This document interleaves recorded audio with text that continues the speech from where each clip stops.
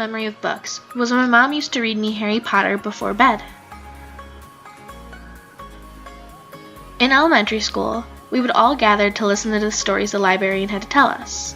There was even a little bunny who would come and visit us.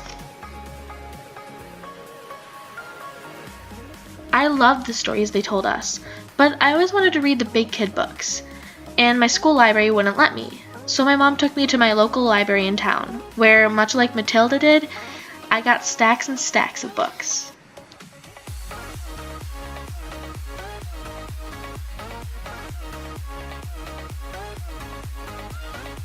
Around second grade, my school put me into a program for kids with trouble reading and writing.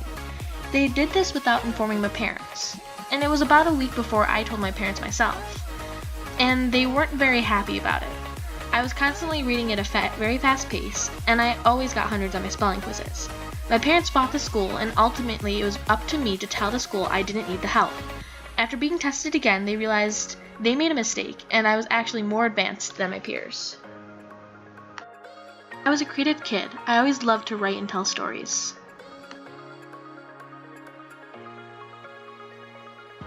In fourth grade, my teacher asked me to join the Page Turners competition team. We read a list of books and we were quizzed on them. First team to bring in the correct answer won. This was our school's first time doing this, and we won. In fifth grade, I started to get picked on for always reading. So after a while, I decided to give it up and focus on just playing basketball instead. It was a really hard thing for me to do. High school finally came around, and I decided I could write and play basketball. So I started to write again, and it was the best feeling in the world. I joined our school's Model United Nations team and mock trial team. Both were writing intensive.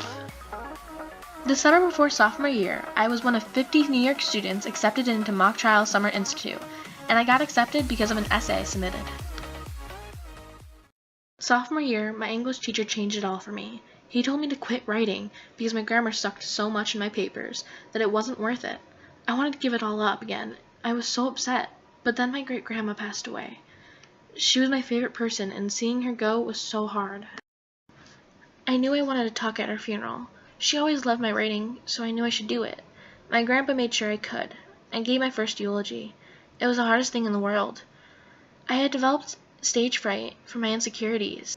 My grandma was so well known. There were so many people there, her whole church, our whole family, all her friends. I broke down. Keeping what my family said in mind, I continued with mock trial and Model UN. I pushed aside my grammar issues, which got me many loud yelling lectures from our team's attorney. Because I was the closing arguments, he picked apart my writing. But I still continued, all throughout high school. It just kind of gave me thicker skin. Junior year, I met an English teacher. She helped me with my grammar, letting me stay late after school and fix it with her. Soon enough, she had me teaching lessons to her classes. She helped my creativity, and to this day, we keep in contact, and she still helps me. I was still really into reading, and even decided to write my own book.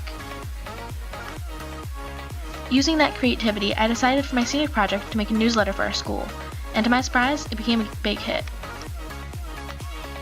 So, I graduated high school. I got into all the colleges I applied to, and at High Point University, I was even accepted into Leadership Fellows because of my grades and writing I submitted. Although I still struggle with grammar, I am currently finishing another book, and I'm still as in love with writing and reading as I was when I was a little girl.